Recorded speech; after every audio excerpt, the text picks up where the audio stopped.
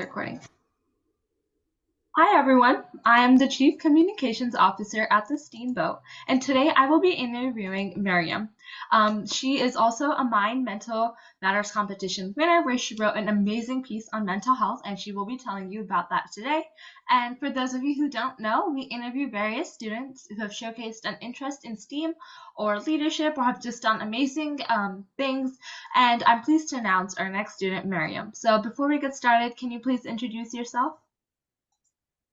Yes, well, thank you for having me today for this interview. My name is Meriem Amami. I'm a high school junior currently attending FEIS. I was a writer at this Steamboat. Um, I am passionate about STEM, especially math and physics, and I do hope to bring my skills and knowledge into the engineering field, specifically aerospace engineering. That sounds like a really exciting plans that you have. So first, we'll start by talking about your outstanding piece, burnout, symptoms, causes, and methods for prevention. So I think I would like to start by just getting to know what gave you the idea to write this piece. Right. So I think the idea first came to me when I heard about the contest in the first place. I was really excited about it. I do think that mental health is very important, and I do think that advocating and educating people about it is just as crucial as anything else in the health um, field. So, despite me being excited about this opportunity, I found myself really hesitant about joining the contest, and that made me kind of upset. I did not understand why I did not want to participate, or felt like it took me a lot of effort to just write down an article, despite me liking writing as well.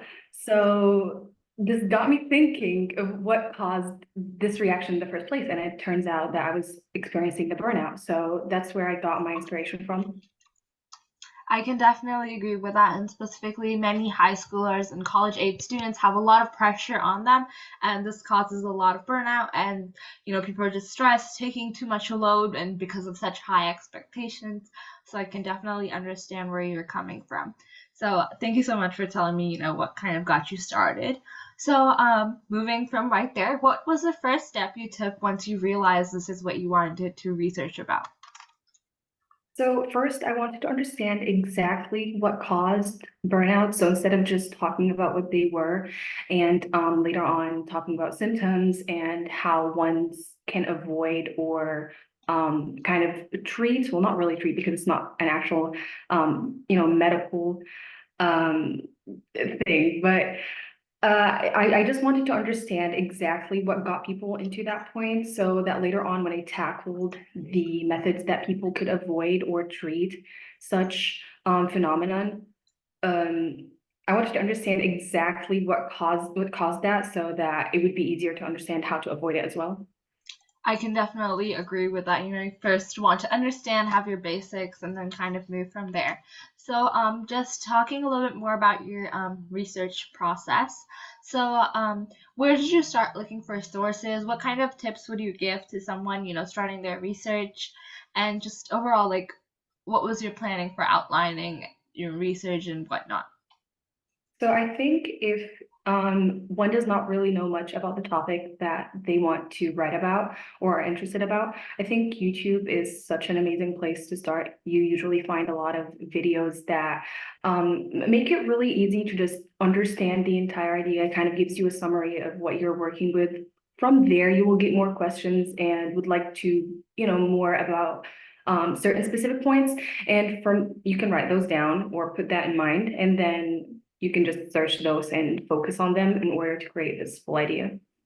I can definitely agree. Have your ideas, have a little like plan kind of in mind can definitely be quite helpful. So my next part is I know you started out with, just figuring out what burnout was, what caused it. So what made you want to also, focus a little bit on methods of prevention?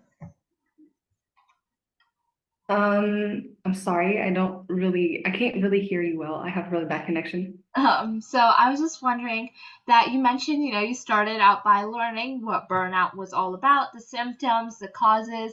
So what are a few like things that you realized were ways to prevent burnout? Right. So as I said, I wanted to understand exactly what caused burnout so that later on when I explained what we should do in order to avoid them, it would just be much easier to grasp the concept. So just I'm going to start with that. The reason why people go through burnouts is because we have certain expectations or standards that basically act as guidelines to what we should do. And sometimes, as things are, it doesn't, or our situations do not always look the same as we expect them to.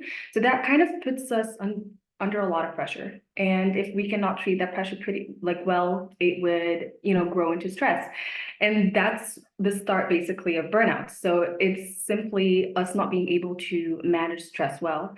So in order for us to prevent burnouts or just try to fix this or what we're feeling, one would have to, first of all, understand that things are not always going to go our way. There's more than one way to reach our goal. It doesn't have to be that same exact standard or same exact path that we have kind of imagined beforehand.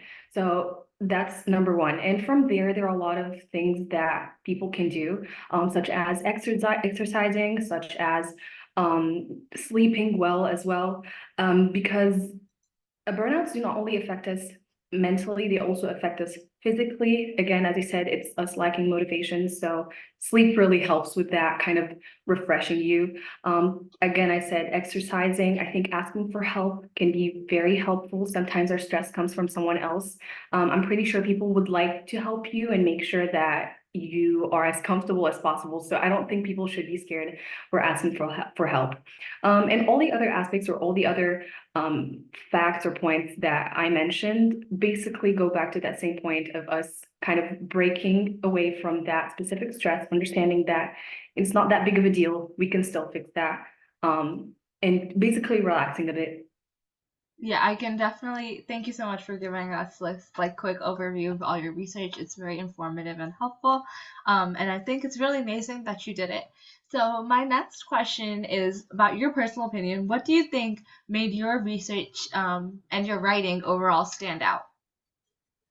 Right. So personally, I did not expect it to really stand out. Again, I did write the piece very late. My writing style is more of me just writing or trying to connect all the points. So basically, I start with one point, which is the cause or the reason behind all of this, or the bigger idea, behind all of this, and then we go on to the issue, explaining the issue, and then later on just finding solutions. So it's basically the natural process in which I think, and I'm just writing all of that down. I think that kind of helps you connect with the reader, and it follows also their pattern of thinking while they're reading. Yeah, I think this is everywhere. Like, even if this is like kind of opposite example, but like if you're on social media and trying to post something, you want to be able to connect with your audience and really make sure that it's for them and that they understand it and they're able to follow along with what you're saying and everything. Like, it's basically audience oriented and it's the user that we care about the most. So I think that's a great aspect to your research. My next question is, would you do this research again, or would you research another topic in mental health again? Yes, this project, despite it being small, was really helpful. I think it helped me at least sort a lot of the confusion that I had around burnouts and, everything that comes along with it. And overall, it was pretty fun. It was fun, it was beneficial. So I would love to, work on this research again with more efforts and more depth or any other idea. Um, Another question, I probably should have asked this before, but I know you mentioned, this was time taking. So how much time did you commit to it? What would you suggest is a good breakup on how much time you should spend researching, taking notes, and writing? Like, how much time should you spend on each? How much time does it take in total? Okay, so having mentioned the way that I write, which I said basically is me first trying to answer all the questions that I have. And I know that people, when they read, they're going to be as confused as I was when I first researched this. So I tried to follow that same specific pattern. Um, yeah, so that's what I do. And it doesn't really, it makes the task much easier because it's basically you writing what you think. It took me about, I think, 3 or 2 hours, not much, to research and to write. Yeah, I think it just depends on how large scale, how detailed you're going for your research can really change how much time you have to spend on it. And definitely if you like, we're submitting this to a professional journal, you'd probably spend more time editing, more research, and things change based off the platform and what you're writing for. And I think it's still, you can still get good pieces. Like a lot of people are like, if you spend very little time, you're not getting something good. But I don't think that's true. It's really upon the person and how they are able to think and how able they're able to put stuff together. So I definitely, like how your process is overall. Any do you have any last things you want to say about your research and tips you want to go and before we move on to a little bit about yourself? So yeah, I did mention me being a little hesitant about writing, despite having written a lot of pieces and caring about mental health. I do think that a lot of other students would understand the exact same thing that I went through in the beginning. I think a lot of people are hesitant because um, they just expect a lot of effort to be put into this. It doesn't really have to be a lot of effort. It can be for fun, and through that or while writing that piece, you would also be learning a lot of things. So I don't think people should stop themselves from participating because they think it's difficult or that it's going to be taking a lot of time or that, it would be useless because it definitely isn't any of these. Yeah, I think that happens, and thank you so much for sharing this because, like, I feel like it's everybody like wants to procrastinate and stuff, but I think there's a lot you can do when you actually put your heart to it. So now moving into you, first, I guess we can start by just asking what brought your interest and passion into STEAM. Right. So I don't think it just like started at a certain point. I do think that I was interested in, STEM fields and art ever since I was young. I think this has to do with, being around people that are in STEM and have talked about STEM a lot. I kind of, had no other option but to be interested in STEM. I think the COVID pandemic really helped into kind of accelerating this passion towards STEM because I found myself being alone and having nothing to do other than study. So that really made me enjoy STEM subjects. Again, as I said, especially math and physics, I think they're absolutely beautiful. As for arts, because we're not only talking about STEM, we're talking about arts as well. I also have enjoyed arts ever since I was young. So if I'm not writing articles or like studying, I'm usually just painting or crocheting or drawing. So yeah, I think it's something that has stayed with me my entire life. I can relate with you a lot. I like math as well, and painting. I do a lot of paintings, like everything in my room I painted, so can definitely relate with that. I love, both. I like math, but I like arts too. I also play the violin and piano, so I have a lot of interests, and I can definitely relate to that. So, what classes or courses are you currently taking that align with your STEAM interests? Right. So, I don't know how exactly everyone's, education system works. But I did take pre-calculus this year. It wasn't much, but it was kind of an introduction of what I'm most excited about, which is calculus. I'm also taking classes outside of school, mostly physics and chemistry, so that I would have more knowledge about these subjects. I do think that they are a lot of fun and that they have definitely helped me in excelling in these subjects. All right, sounds great. And I took pre-calculus here as well, so again, more to relate with. So now we'll kind of move into a little bit about stuff that you put on your resume. So you're good at math, and you shared it.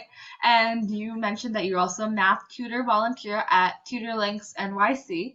So can you just tell us about this role and overall, just anything about it?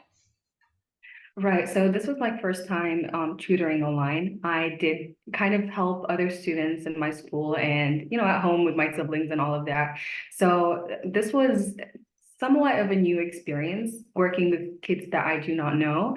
Again, their ideas and just their curriculum is much easier, but I think it brings me just as much joy to teach kids about new things as it brings me to learn new things on my own. So it's not easy also working with kids. Most of the time, kids just do not, yeah, they do not have the same, a cognitive pattern as us. So sometimes it's really difficult to just bring them an analogy or, simplify things for them to understand. But again, it's very fun to see them grasp ideas. Also, the kids that I've worked with were amazing. They're very bright. I think I've learned from them more than I have taught them. And I think that's such a special and unique experience that I believe a lot would enjoy if they gave it a chance. Yeah, I tutor kids too, and they're all different. Each one of them is different. Each one of them learns Right. differently, but they can be really fun, and they're so nice to you and want to have conversations. So I love working with students as well. My question follow up for this is, what do you say is I know you mentioned like it's quite challenging, but what do you to get to simplify things down, but it's fun also to connect with the children. So what would you say is a skill that someone needs to have to be able to tutor people? All right, so I do think, especially with tutoring kids, because I don't think I have like tutored older ages more than I did with kids. They talk a lot and they like expressing themselves. So I think, yeah, so I think a person should focus on what they're talking about, what interests them. And, while they're talking, you can try to find points that you could just take and then through that you can just ask them a question or give them a piece of information. So I don't think you can just hold a kid and tell them this and this and this and that you should know all of this. You kind of have to say it like while talking, make it more interesting to them. Again, I said they do express their interest a lot, so try to connect those things together and have fun with it. I think at the beginning I was just very scared of messing up or not knowing how to deal with kids, but you just have to let things flow. And again, just observe what they like and what they're interested in, and you'll be fine.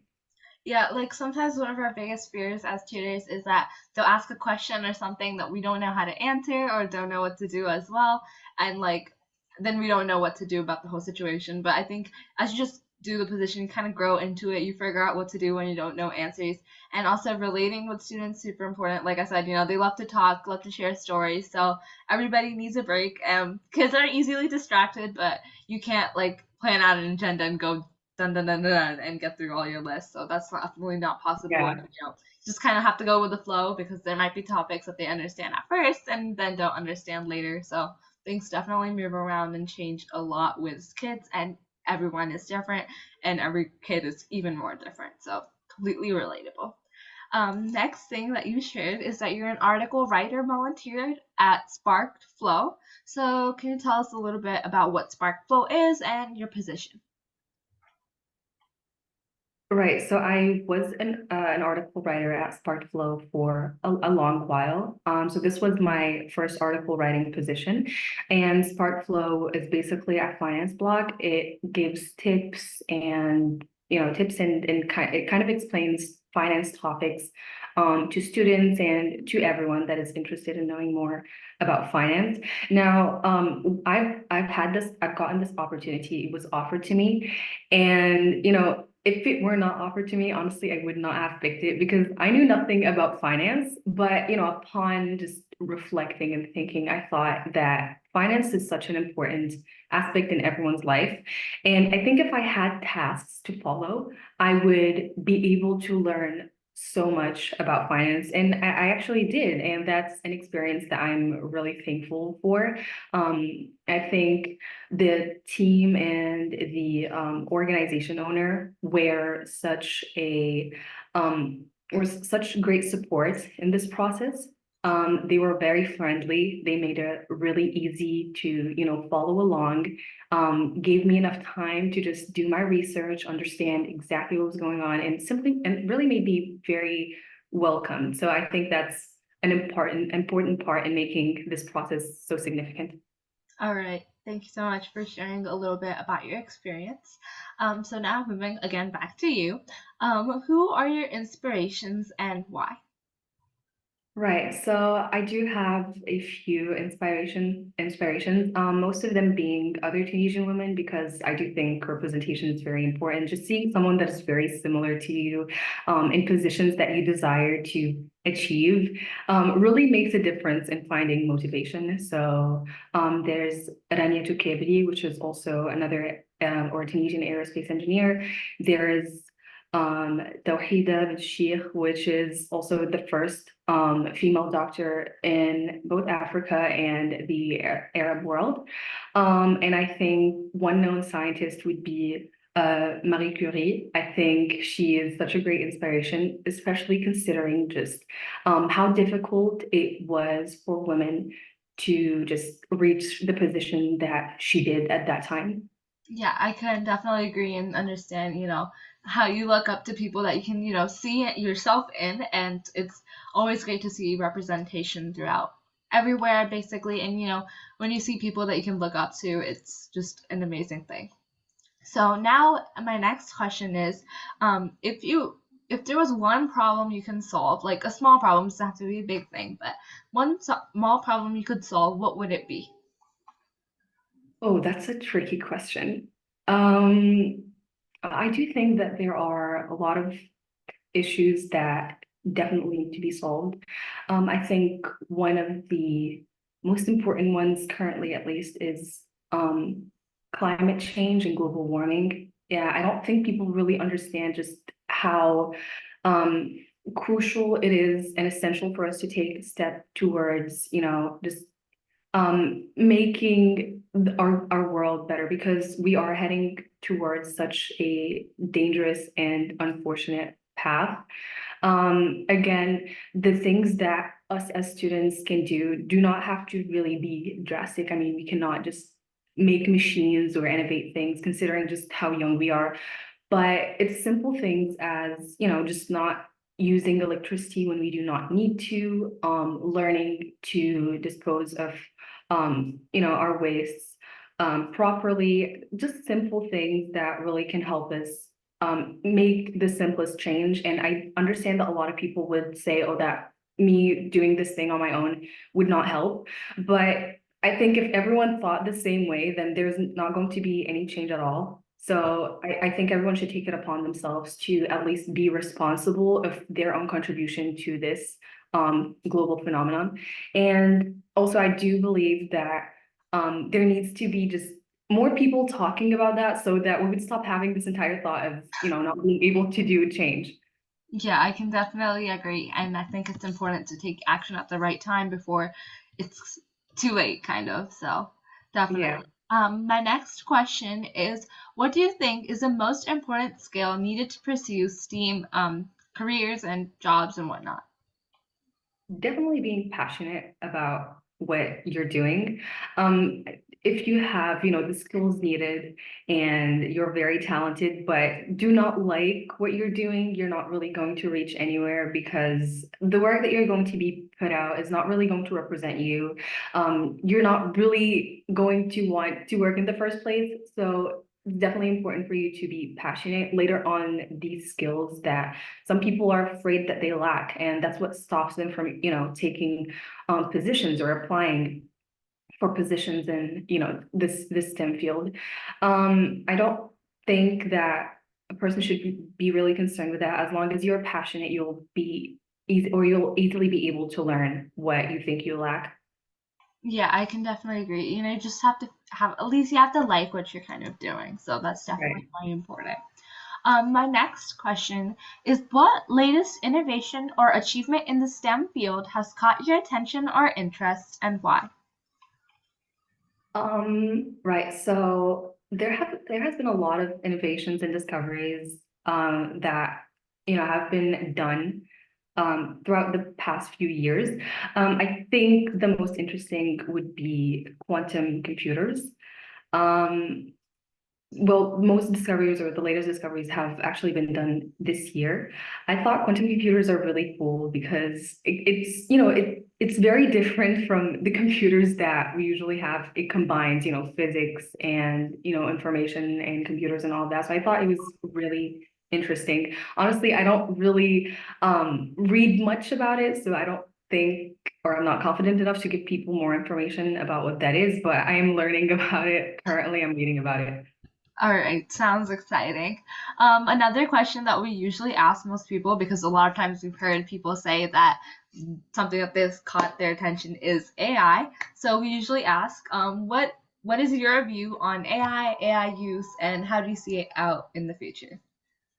Okay, so AI is definitely very exciting. I think it's just thrilling to see how technology has progressed. It's amazing because they're robots and computers that can basically learn what we give them and are day by day becoming more like us, which I think is what people see as alarming. Um, People were excited in the beginning, I think, about AI because they thought that these robots would be taking on a lot of aspects of life that us as humans did not enjoy, such as, I don't know, like teaching or like taking care of certain chores around the house. But again, it's becoming more like us, and it has been taking a lot of positions um that humans really cannot be replaced in, such as art. And this, this involves all sorts of art. It's not only, the traditional art that we talk about or digital art. It's also literature. I think there are a lot of pieces that are being put out there by AI that just take out the special touch that is placed by humans. Again, taking positions of humans, which is again very sad. So I understand why people are strongly against AI. And I do think that I don't think that it's very late. I do think that we're still able to kind of pivot or aim AI into doing other things other than, taking up positions that matter to human beings. Yeah, because like I feel like I understand kind of where you're coming from as well, because we don't want most people did actually think, that AI is going to make their lifestyle easier, but more of right now it's not affecting our lifestyle, it's more of affecting our jobs. And specifically, like, people who were, designers or made social media content, and now their jobs are basically all gone because AI takes like 5 seconds and can make the exact same Instagram post that you really need. And maybe even make it better than the person can, and it's way cheaper than it would cost. So I can definitely see how people don't want it, and it's taking away jobs. But I guess on the other hand, it will also open a lot of new jobs, but it's just going to require higher qualifications, higher studies, and I think, but that's kind of been an ongoing process of having to increase your studies and knowledge to just keep up with all the advancements that are happening. So my next question for you, and probably the last, how have you navigated challenges in, or have you faced any challenges? And if so, how have you navigated these challenges or setbacks in your STEAM journey? Right. So I don't think my STEAM journey stops at school. But I will be talking, about both aspects inside of school and outside of school. So I think that there's this one issue that a lot of students are going through, and that is basically feeling like you're never getting enough information or that you're never really living up to to your potential. Basically sometimes thinking that they lack resources or that the teachers that they have are giving them a limited amount of information, or that their class that they're in is not, as competitive, or being in an environment that isn't really that supportive. So I've experienced all of these, and at certain points, it can really affect a person mentally, and then just it could have eventually grown into me just giving up on STEM entirely.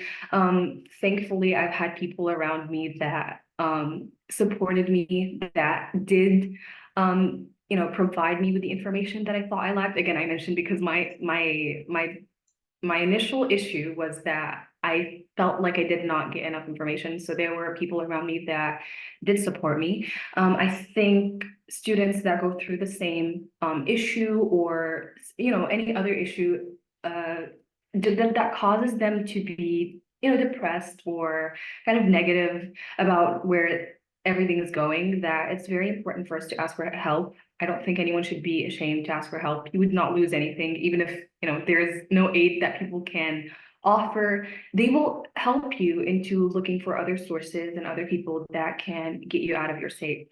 As for outside, of or outside of school, I kind of had like the opposite issue, which is basically sometimes thinking that, oh, maybe I cannot take a certain position or that I cannot take a certain job because maybe I'm not that qualified.